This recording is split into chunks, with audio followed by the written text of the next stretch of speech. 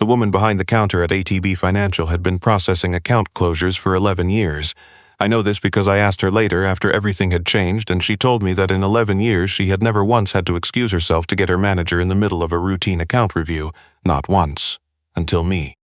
Her name tag said Christine. She was maybe 32, dark hair pulled back, wire-rimmed glasses, the quiet competence of someone who has made a small Calgary branch feel like a reliable place. She had been pulling up my file with the routine neutrality of a person who expected to find nothing interesting because dormant accounts opened in 1984 for 14-year-old boys never contain anything interesting. She found something interesting. "Mr. Colbert," she said. Her voice had changed, just slightly. The way a voice changes when the person using it is working very hard to stay neutral. "I'm going to need to bring my branch manager in. Would you mind waiting just a moment?" "Is the account closed? Is something wrong with it?" "No, the account is open. It's very open." She paused. "I just need a moment." She walked to the back. She was gone for 3 minutes. I watched the second hand on the clock above the teller line. When she came back, she had a man with her, Trevor Nwachukwu, branch manager, whose expression when he looked at my screen was the expression of a man who has just opened a wall safe and found it full of something he did not expect. "Mr. Colbert," he said, "are you aware that this account is linked to a dividend reinvestment plan?" I was not aware of that. "The plan has been active since October 1984. It was registered in your name by the account signatory, a Mr. Hugh Colbert." "That's my father. He's been gone since 2007. "The plan continued after 2007, Mr. Colbert. The contributions kept coming." "How is that possible?" "The pre-authorized payments came from a secondary checking account. The last contribution was December 2023. My mother, Irene, had died in February 2024. She had been making $75 monthly contributions to a plan she never once mentioned to me for 16 years after my father died from a pension that didn't have much room for extras, and she had never said a word. Not once. Trevor turned the monitor toward me. The top line showed the name of the company whose shares had been accumulating in my name for 39 years, Strand Development Corporation, ticker, SDV, Toronto Stock Exchange. The company that had fired me 6 weeks earlier. The company my father had helped build from a 2-man outfit in a northwest Calgary commercial bay into a real estate firm with 41 commercial properties across 3 provinces. The company that had told me at 41 years old that I didn't fit the direction they were heading. I was looking at 187,400 shares of Strand Development Corporation. At that morning's closing price of 44 cents 20 per share, those shares were worth $8,253,080. They had been purchased, month by month, $50 at a time, by a man who had spent 17 years building something for someone else, and had quietly decided that if no one was going to give him what he was owed, he was going to buy it himself. But I am getting ahead of the story. Before I tell you what I did with 187,400 shares and a dead man's foresight, I need to tell you about my father, and the man who hired him, and the 39 years between that first $50 purchase and the morning I walked into a bank branch on 8th Avenue and walked out a different kind of person than I had been when I walked in. My name is James Colbert. I was 41 years old in November 2023 when Strand Development Corporation let me go. My father was Hugh Colbert. He was a structural ironworker by trade, which in Calgary in 1983 meant he was one of the men who put the bones into buildings, not the architect who drew the lines, not the developer who signed the checks. The man who stood on the beam and made sure the building would still be standing when the architect and the developer were long gone. Hugh started at Strand in 1983, when it was still called Strand & Associates and operated out of a commercial bay in the northwest end of the city. The founder was a man named Victor Strand, who had come to Alberta from Ontario with an engineering degree and the particular confidence of men who arrive somewhere new and immediately begin telling the people already there how things should be done. Victor was good at reading contracts. He was not good at reading construction. He did not understand, at any level that mattered, what it meant to make a building safe. My father understood it the way some people understand music, not as a set of rules to follow, but as a language he thought in. He could walk through a frame-up and tell you which subcontractor was cutting corners before he had looked at a single measurement, just from the sound the structure made under his boots.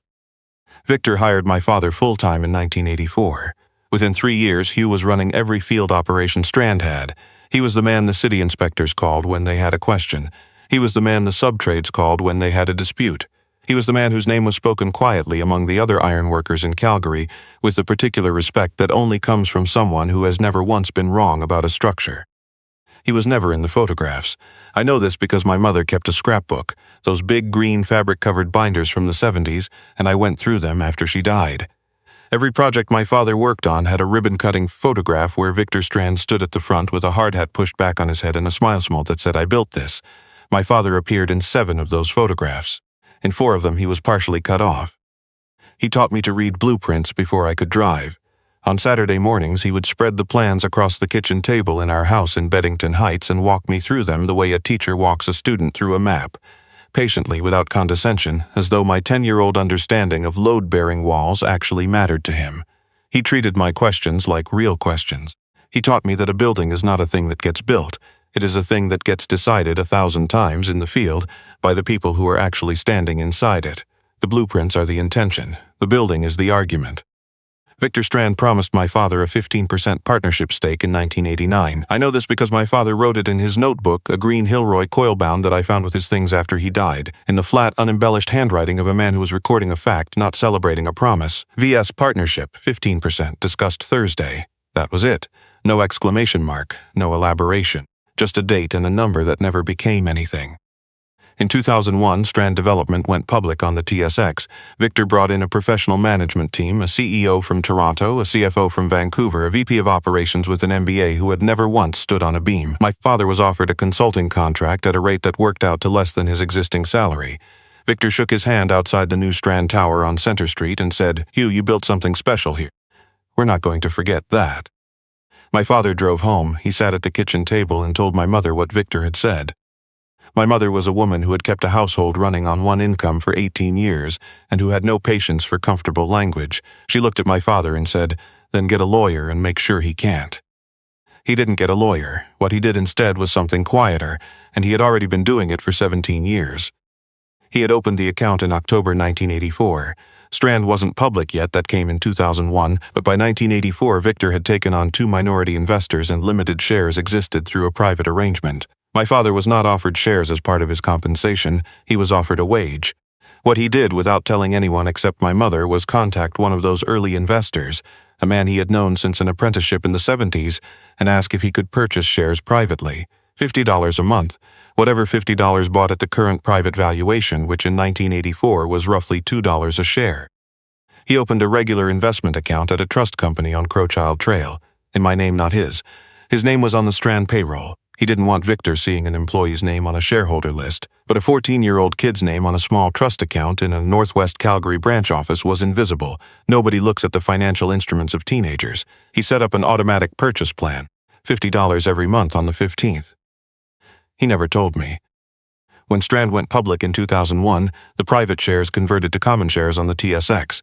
The dividend reinvestment plan activated. Every dividend Strand paid was automatically converted into additional shares rather than paid out as cash. My father had already been pushed out for 2 months by then.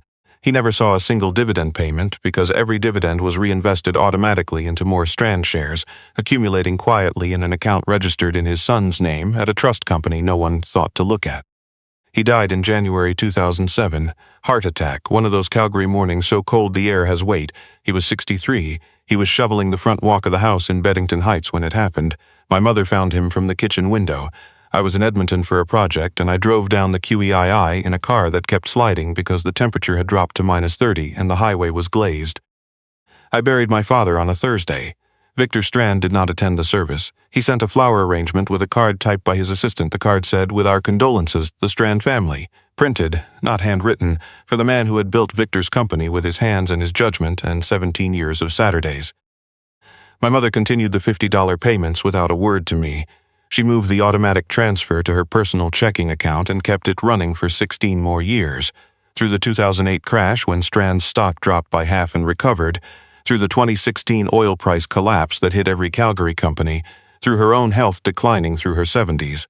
She kept sending $50 to an account in my name on the 15th of every month until February 2024, when she died in the Foothills Medical Center at age 79, with an oxygen mask on and my hand in hers and nothing said between us about the things she had been quietly doing for 39 years.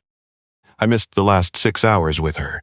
I was on a job site in Lethbridge when her oxygen levels dropped. I drove 90 minutes, but she was gone by the time I parked. My cousin Annika was in the waiting room. She looked at me the way people look at you when they are trying to be kind about something that cannot be made kind. "She knew you'd be working, James. She always said that about you." She wasn't angry. I had worked at Strand Development for 18 years. I joined in 2005, 1 year before my father died, because I had spent 12 years in the trades after college, and Strand was the biggest commercial developer in southern Alberta, and I wanted to understand from the inside what my father had spent his career building for someone else. I started as a junior project coordinator. I knew more than most project coordinators because I had grown up reading blueprints on a kitchen table in Beddington Heights, but I kept that to myself and I let the work do the talking. By 2012, I was a senior project manager. By 2018, I was overseeing all commercial projects in Alberta and BC. The Strand portfolio grew from 23 properties to 41 under my watch. Not because I was brilliant, but because I was thorough. I was the person who caught the subcontractor substituting lower-grade rebar on the Beltline Tower before the pour, which would have caused a structural failure within 15 years. I was the person who renegotiated the materials contract on the Kensington mixed-use development when steel prices spiked in 2021 and saved the company $4 million in 6 weeks.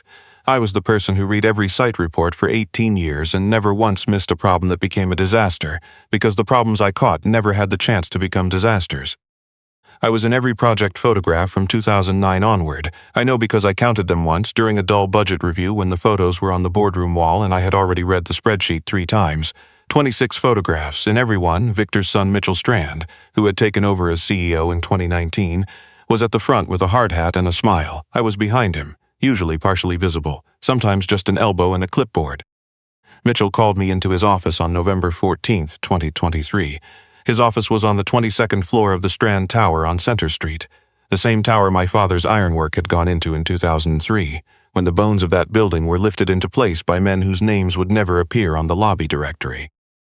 "James," Mitchell said, "I want to be direct with you. We're evolving as a company. The board wants a leadership team that reflects where the industry is going." Where is that?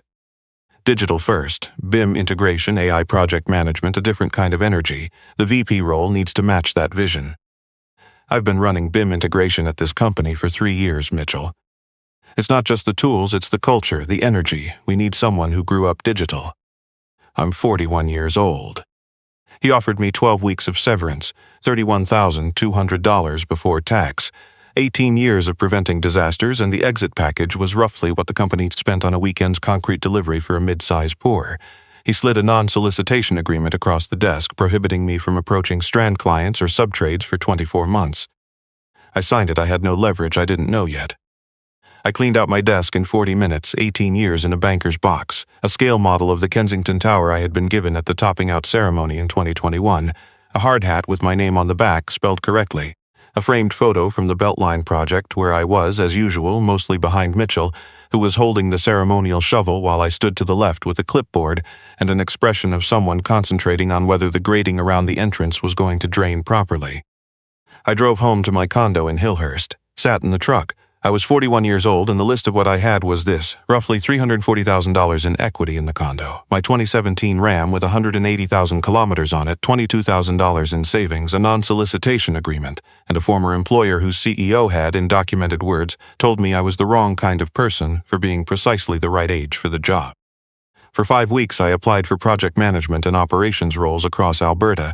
Every application hit the same wall: current employer, reason for departure, and the answer, Strand development, restructuring, carried a subtext that any hiring manager in the Alberta construction market could read without difficulty. On the first Monday of January, I was in my father's old storage unit in Beddington Heights, going through the last of what my mother had kept when I found a folder. Inside was a handwritten note from my father, dated January 2006. 1 year before he died, it said, "Jamie, there is an account at ATB Financial, 8th Avenue SW, in your name, open 1984. Don't close it until you absolutely have to. Your grandfather used to say the best time to plant a tree was 20 years ago. The second best time is now, but sometimes the tree is already planted. Dad." I drove to the 8th Avenue branch the next morning. That is where Christine stopped moving and went to get Trevor. Trevor walked me through the math with the care of a man who understood that the numbers on the screen were going to take some time to settle. The initial purchase in October 1984 had been approximately 500 shares at roughly $2 each, bought privately before the public listing. The automatic plan had added shares every month for 39 years, with the quantity varying as the stock price changed. Every dividend Strand had paid since 2001 had been automatically reinvested as additional shares through the DRIP, which meant 39 years of dividends were already in the account, already converted, already working quietly. 2 stock splits, a 2-for-1 in 1999 during the pre-IPO restructuring, and a 3-for-1 in 2014 when the TSX listing hit a sustained high. Total shares 187,400. Total value 8,283,080. Trevor printed the transaction history, 39 pages, one for each year. Each page showed 12 monthly purchase entries and from 2001 onward the quarterly DRIP entries that converted dividends into shares rather than cash. I held those pages the way you hold something that is the last physical record of a person who cannot speak anymore, because what I was holding was not a financial document. It was a record of a decision my father made at 38 years old, before the promise was broken, before he knew for certain it would be broken, with the quiet foresight of a man who had been reading structures long enough to know which ones were going to hold, and had kept making for 23 years, and that my mother had kept making for 16 years after that, and that neither of them had ever mentioned to me. Every $50 entry was a sentence. The sentence, repeated 468 times over 39 years, said, "If they won't give me what I built, I'll buy it myself." I drove back to Hillhurst with the printed statements on the passenger seat of the Ram. I parked on my street and sat in the truck for a long time without calling anyone, without opening my phone, letting the weight of it find its right place before deciding what to do next. The next morning I called a securities and employment lawyer named Anita Chung, whose firm was 12 floors up in a glass building on Fifth Avenue, one of the Strand properties my team had completed in 2017. I told her everything. She asked me to come in with the documents. I brought the 39 pages and a copy of my separation agreement. She read without speaking, then she looked at me across the neatest desk I had ever sat in front of. "You hold approximately 3.6% of Strand Development Corporation," she said. "That makes you the largest individual shareholder outside of the Strand family. What can I do with 3.6%? Vote at the AGM, request financial documents under shareholder rights legislation, propose resolutions, seek board representation." And she touched the separation agreement. "This language about needing someone who grew up digital is potentially actionable under the Alberta Human Rights Act. Age is a protected ground. 41 is young for an age discrimination claim, but the explicit documented language about wanting someone with a different generational energy is exactly what the Commission looks for." 2 different kinds of pressure, I said.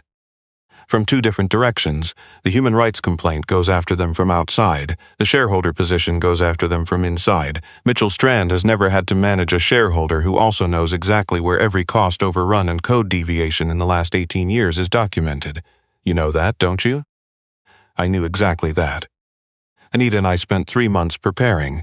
We reviewed Strand's public filings on SEDAR, their governance disclosures, executive compensation structure, board composition. The board consisted of Mitchell Strand, his mother Patricia Strand, and 2 independent directors who had been in their seats since 2009 and had never once voted against management on a significant matter. We identified what was missing: no formal age diversity policy, no process for minority shareholder representation, no meaningful independence between the board and the controlling family. I provided the operational context that no public filing could give her. Not confidential information. Anita was careful about that line, and so was I. But the understanding of a man who had spent 18 years watching how decisions were actually made versus how they appeared in the disclosures. I knew which project cost overruns had been absorbed into contingency line items without board notification. I knew which safety inspection timelines had been compressed on 3 properties in 2022 to hit quarterly revenue targets. I knew where the bodies were buried because I had helped bury some of them, and I had spent the last 5 weeks deciding that the time for quiet had passed. The Strand Development Corporation annual general meeting was held on April 10, 2024 at a hotel in the Beltline district. I drove the Ram, parked between a Lexus and an Audi in the parkade. The registration desk required proof of shareholder status, my ATB account statement, and a letter from Anita's firm. The woman checking me in said, "Welcome, Mr. Colbert," at a normal volume, and 2 men standing 6 feet away turned around. Colin Asari and Priya Dhaliwal, both project managers I had hired and trained in 2019 and 2021, now in tailored suits, attending their first AGM. They looked at each other the way people look at each other when they are witnessing something they will remember. I sat in the second row, center. For 18 years I had stood behind the person at the front. I sat in the second row. Mitchell's opening presentation was polished and rehearsed. Revenue up 11%. 3 new acquisitions in BC. Analyst expectations exceeded. He used the word "I" 15 times in his first 8 minutes. He used the word "team" 3 times. I counted. He described the company's operational excellence at length without mentioning the people who had created it. He did not mention Hugh Colbert. He did not mention the original ironworker whose structural calls were the reason 37 of those 41 buildings had never had a significant inspection failure. He did not mention me. When the floor opened for shareholder questions, I raised my hand. Mitchell saw me. I watched him process what he was seeing. James Colbert, the VP he had released in November, in the second row in a jacket that fit, with his hand up at an AGM. Mr. Colbert. I stood. The room adjusted. 68 people, most of whom had no idea who I was, turned toward a man in a navy jacket from a tailor in Kensington who had taken in the waste without charge when I told him what the occasion was. He had said, "A man going into that kind of room needs a jacket that doesn't apologize. This one's on me." "Thank you, Mr. Strand. For the record, my name is James Colbert. I hold 187,400 shares of Strand Development Corporation, representing approximately 3.6% of the outstanding common shares. I believe that makes me the largest individual shareholder in this room other than you and your family." The institutional investors shifted. The independent directors looked at each other. I worked for this company for 18 years. As VP of Operations, I oversaw the growth of this portfolio from 23 properties to 41.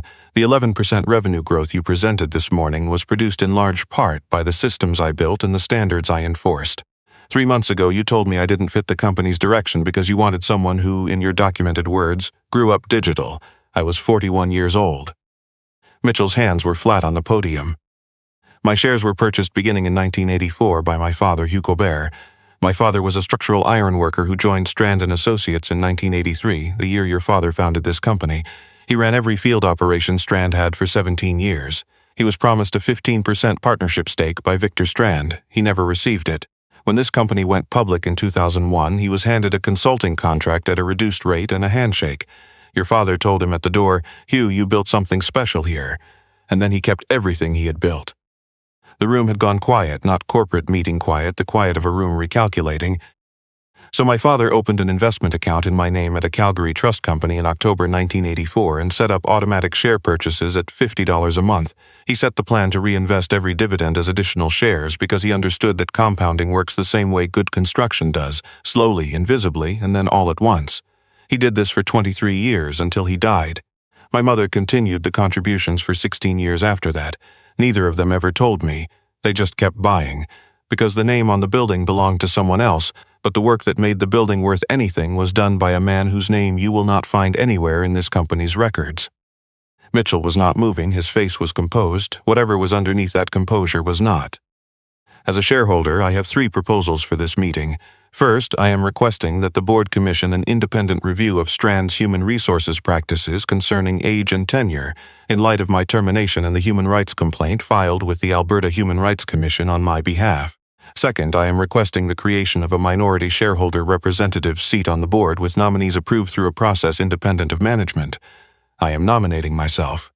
Third, I am proposing that the company formally acknowledge in its next annual report the contributions of the original tradespeople and field supervisors who built this portfolio, beginning with Hugh Colbert, whose structural assessments are the reason those 41 properties still pass every inspection they face. I paused, not for effect, because the next part was the part that mattered and I wanted the room settled before I said it. You told me the company needed fresh energy, Mitchell, but every foundation in your portfolio was designed to hold by men who came before me, and my father was the one who made sure those foundations would actually hold. I am here today because he spent 39 years making sure that when this company finally tried to be done with the Colbert family, it would find us already inside the walls. You can let a man go. You cannot let go of 187,400 shares. I sat down. The room exhaled. One of the institutional investors, a woman representing a pension fund out of Toronto holding approximately 2.8% of Strand, began to applaud. Steadily, not loud. Second, 9 other people had joined her, including Colin and Priya near the back of the room, who were looking at me with expressions I could not quite read from that distance, but that felt, across the room, like something close to recognition. The votes went to the floor that afternoon. The independent HR audit passed. Institutional investors voted unanimously in favor. No fund manager in Canada in 2024 wants to be publicly on record opposing a human rights review. The minority shareholder board seat passed for the same reason, amplified by the applause. I was elected minority shareholder representative to the Strand Development Corporation Board of Directors. The acknowledgement of the original tradespeople did not pass. Mitchell used the Strand family's 52% majority to block it. My father's name will not be in the next annual report, not yet. The Colberts are not people who hurry. We are people who set up a $50 automatic purchase plan in 1984 and let 39 years do the arithmetic. The human rights complaint settled in July 2024. Strand's insurer paid $280,000 CAD. The non-disclosure terms were narrow enough that the AGM speech and the original filing remain part of the public record. The business press ran the story the week after the meeting. The reporter who called me for a comment worked the Alberta business beat for the National Post. I gave her one sentence. My father was promised a piece of what he built and he never got it, so he bought it himself, $50 a month for 39 years. I'm just continuing what he started. The detail people shared was not the $8.3 million, it was the $50. The ironworker who was promised equity received a handshake and quietly started buying shares instead. It is September 2024. I sit on the Strand board. I attend quarterly meetings in the Center Street Tower, in the same boardroom where Mitchell told me I was the wrong kind of energy. Same table, different chair. At the Q3 meeting, when the agenda included a proposal to accelerate the demolition timeline on a Crescent Heights project where the 2019 geotechnical assessment had flagged subsurface water concerns the new team had marked as resolved without conducting new soil tests, I spoke for the first time on a technical matter. The 2019 assessment flagged groundwater intrusion at -4 meters. The 2023 update didn't include new borings. If you break ground on that timeline without updated geotechnical data, you're building on an assumption. My father spent 17 years cleaning up other people's assumptions. I'd recommend we spend the 2 weeks and $30,000 on new soil borings before we commit to a pour. The room was quiet. The new VP of Operations looked at Mitchell. Mitchell looked at me. "We'll get the borings done," he said. My father never saw his name on a building. He never received a partnership stake or a board seat or a line in an annual report. He received a handshake and a printed sympathy card from a florist on Center Street. But his shares are in the account, his DRIP is still active, and his son is in the room where the decisions get made, making sure the company that was built on Hugh Colbert's ironwork does not quietly cut corners on Hugh Colbert's foundations. I have not sold a single share. Anita told me from the beginning, the shares are the leverage. The moment I sell, I lose standing, so I hold the way my father held, patiently, for as long as it takes. Last month I drove out to one of the first Strand properties my father worked on, a commercial block in Inglewood that went up in 1987 and is still standing, still occupied, still passing every inspection it has faced in 37 years. Plain brick facade, solid bones. The kind of building that doesn't draw attention to itself because it doesn't need to. It just stands there the way things built properly and without shortcuts tend to do. There is no plaque, no mention anywhere of the ironworker who read the blueprints and made sure the bones went in right. But the bones are in, and they are holding. And that is the thing about work done honestly, it doesn't need a plaque. It needs to still be standing 40 years later. It is. My father made sure of it, and his son is at the table now, making sure it stays that way. The name on the building says Strand, the name on the shares says Colbert, and shares, unlike plaques, don't come down when someone decides to rebrand.